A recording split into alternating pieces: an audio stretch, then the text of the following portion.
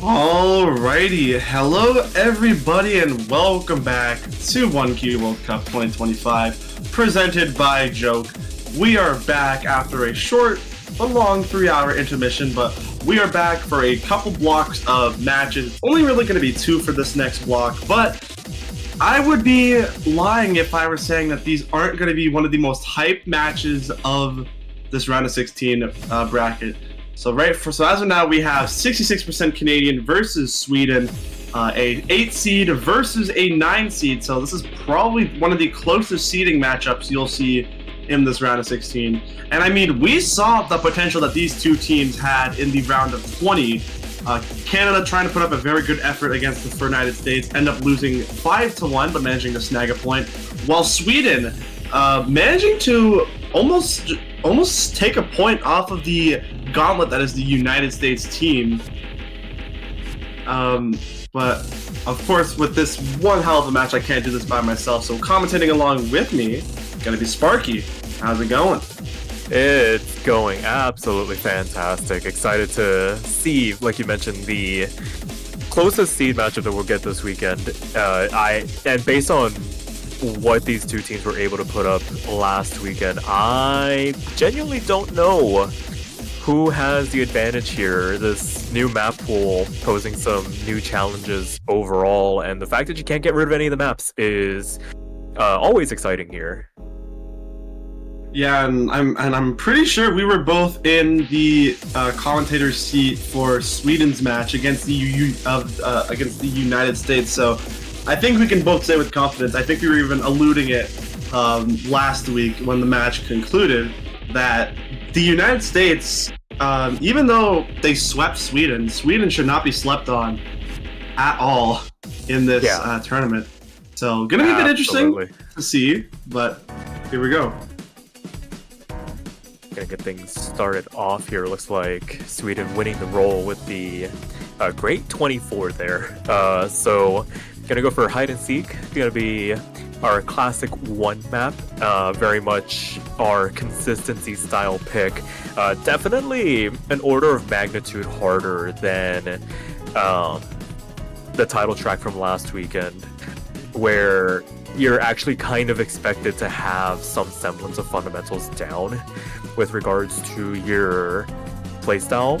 There are probably some people out there crazy enough to try single tapping this. This is probably the first real instance of you need to kind of know how to alternate to kind of get through this with a relatively high score. And looks like the players are ready. It is going to be Verdant and Dimples for 66% Canadian going up against Neon Dracon and Diamond Blaze for Sweden.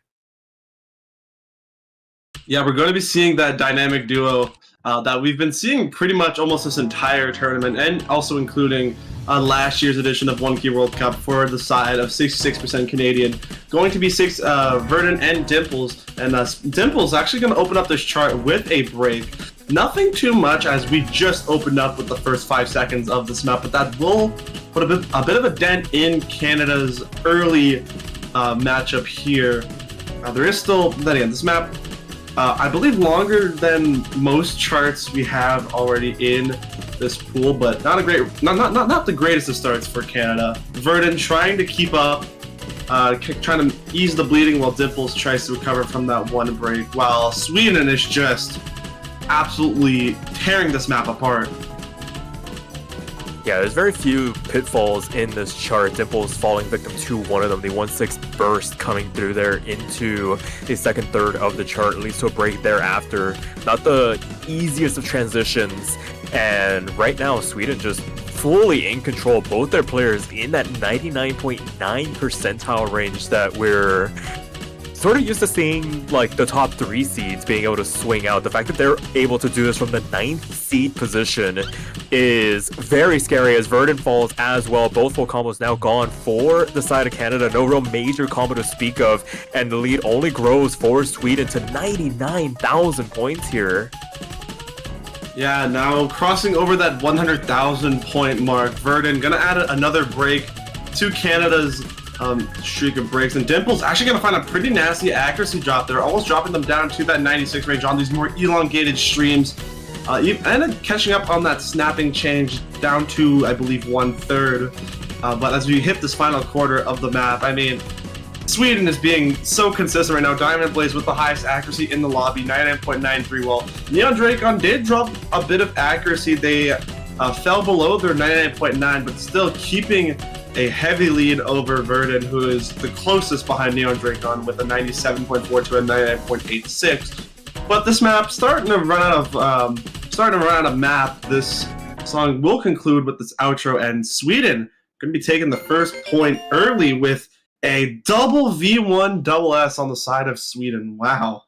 No, that's insane. The growth of these two players just from last weekend to this weekend alone. Like, we were seeing, I would chalk it up to nerves at this point, going up against the United States, where they had the performances, they had the accuracy to stand toe to toe. They just didn't have the ability to put 2 full combos together. And now we're kind of seeing them growing into their own as individual players, being able to put that team performance in here on these classic picks. And if you're Canada here in this position, you probably don't fancy yourself on the Rice charts anyways.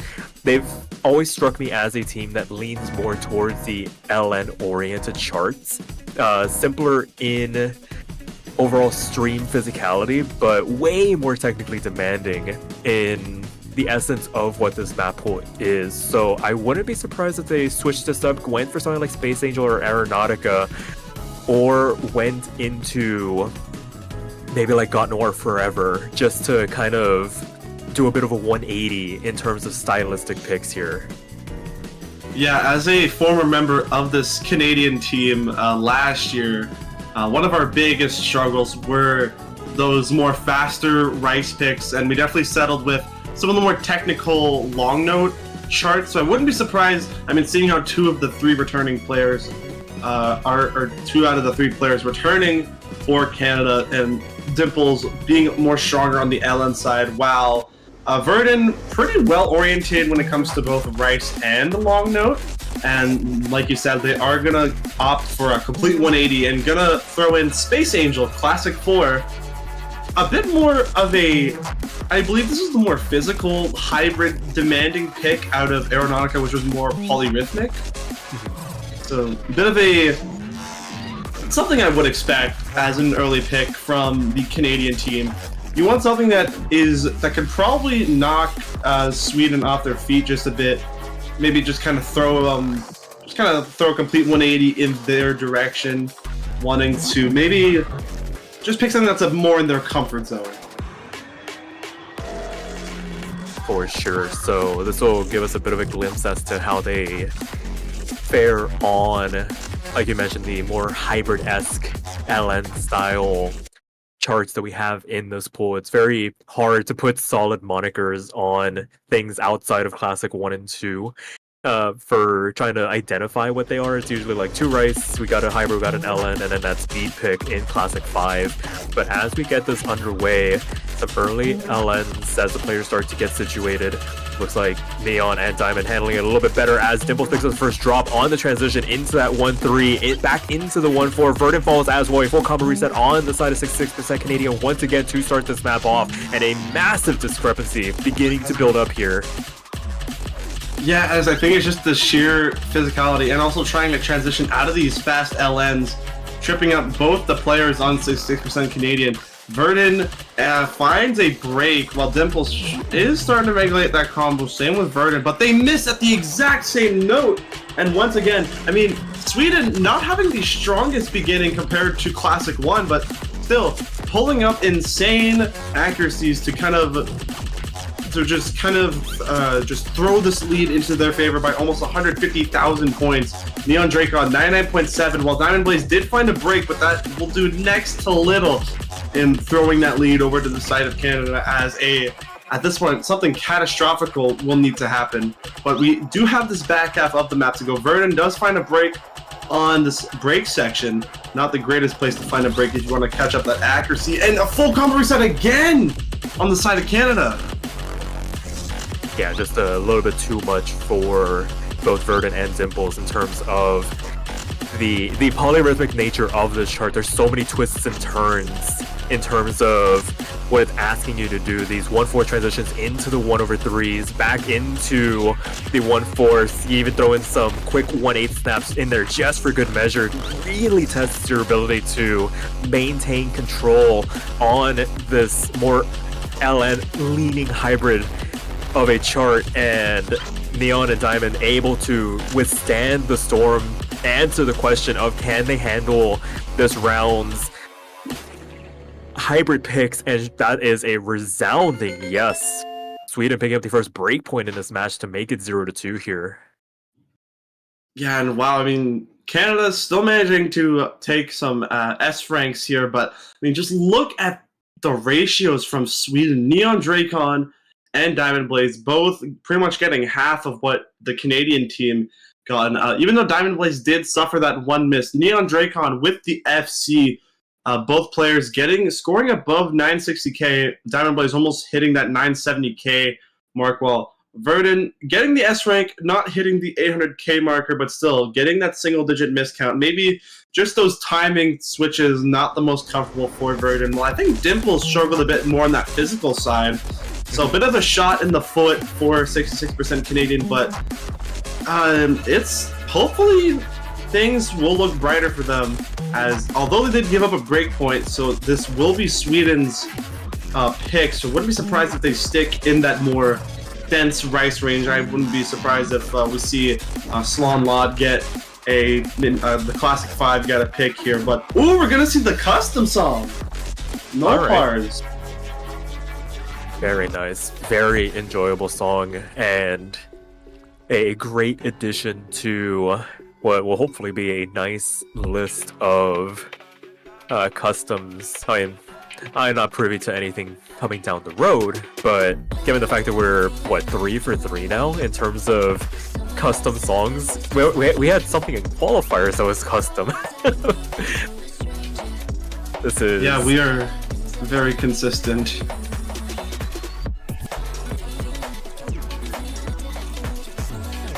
Alright, so staying in that same time range in terms of drain time for all 3 of these charts so far, nothing really topping out over 2.5 minutes, a really comfortable length. And it looks like the players are ready to get into this third map. Sweden looking to try and make it 3 off the rip here. Yeah, Sweden gonna try to extend that lead while Canada's looking to try to steal a breakpoint back and kind of get their head back in the game here. I mean, it is entirely possible. I feel like this chart may be a bit in their... Whoa. Gotta love Bancho. Made that look really, really silly. And here we go. Yeah. Okay, everybody, no weird cataclysmic starts for anybody here. Everybody settling in. And I mean, this map kind of having it all with these fast streams. Verdun going to catch up the first break.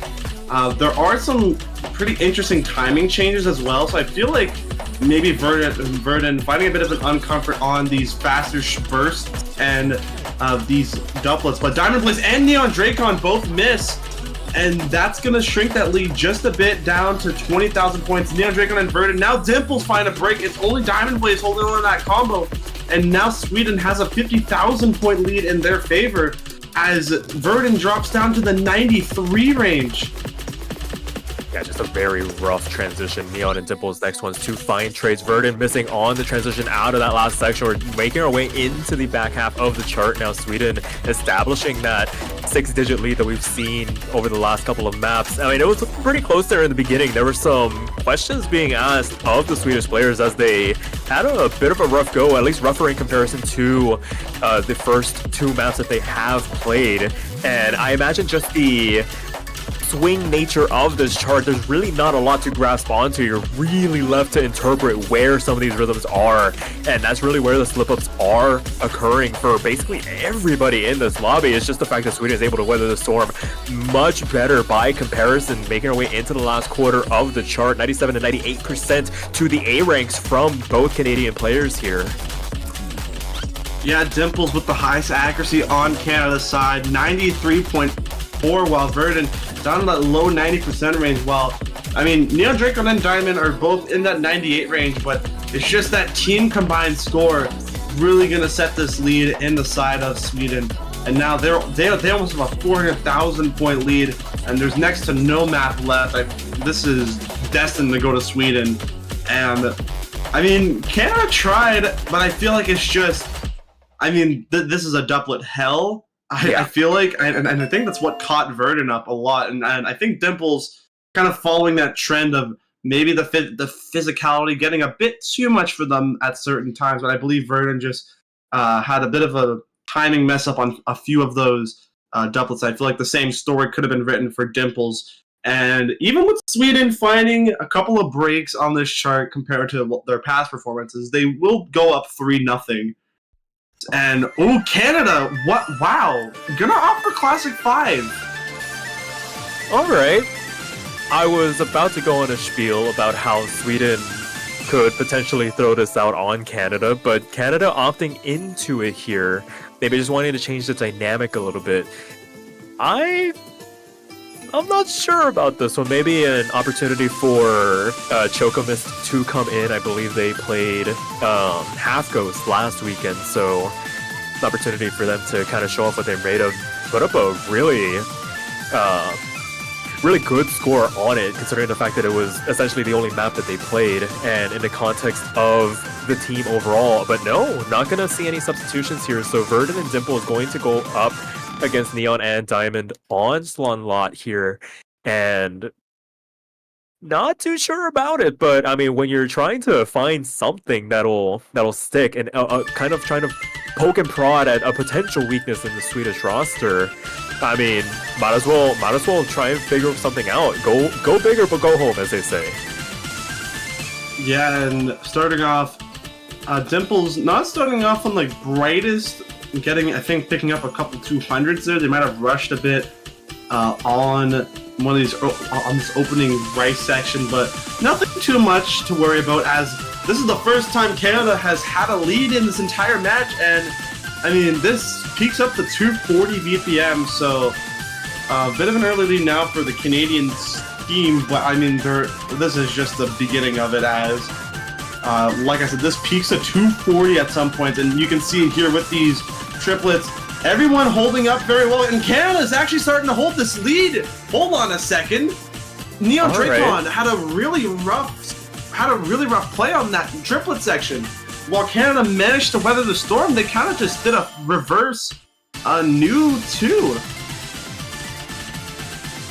Oh, but Dimples finding the drop on the transition into the back half of the chart. These triplet transitions, that single tap right after each of them can really be a cause for concern, and it catches them out. A second one as well. Diamond Blaze finally trades one in the back. The lead is trying to swing back on over, but Verdun falls as well. Neon, despite their early struggles, still holding on to the only full combo in this lobby, as it all basically begins to fall apart for Canada. They look so strong in the early goings. They're just not able to see it through here to this outro, and Sweden, the beneficiaries of it, able to keep it clean for just that second longer and pull away to the tune of 160,000 here. Yeah, just when there was light at the end of the tunnel for Canada, it went out in a flash, and Sweden not only taking a break point, but also putting things to a match point situation. And wow, Diamond Blaze, the only player with a double-digit 300 count and only a singular 200 and a couple of breaks. Neon Dracon managing to take an FC while everybody else tried their best. It was just those 240 BPM triplets and those transitions really got the best of Canada. Now Sweden has Canada in a pretty much cornered now. They're on a match point situation, and it's their pick, so they can have any pick of the litter. I wouldn't be surprised if they go for the final rice-based classic map we have, which I believe is Classic 2, to kind of try to put things in the books and punch their ticket into the winners' quarterfinals. But we also have some other picks as well. Maybe that fan pick as well. Who knows? We'll see what they want to go for here. Yeah, they have some options here, and honestly, I think it really just comes down to personal preference between these two, because they have been nearly rock steady in the grand scheme of things. Just very outside of Salon Lot. I mean, Salon Lot it feels like one of those charts where on the surface feels like it should be doable, but then you get into those non-stop triplet burst sections, and it is just a nightmare to get through cleanly, as we saw. And looks like they're gonna actually go for Aeronautica here. Yeah, they're gonna opt for Classic 3, so they have an interesting pick. I thought they were gonna go for Classic 2, but okay, maybe we'll see how this works out for Sweden. I mean, you don't really... I feel like Sweden needs to just still keep their head in the game, as this chart is heavily polyrhythmic, and it's also one of the more long note based picks. I mean, Canada, we did see them on the Classic 5 pick. They almost took that lead out of Sweden's hands, but it just came down to the physicality of the map. But I feel like if Canada can just kind of just keep their momentum going and capitalize on any mistakes that Sweden can potentially make on a map as tricky as Aeronautica, Canada could potentially get on the board here, but everything is just going to have to go right for them.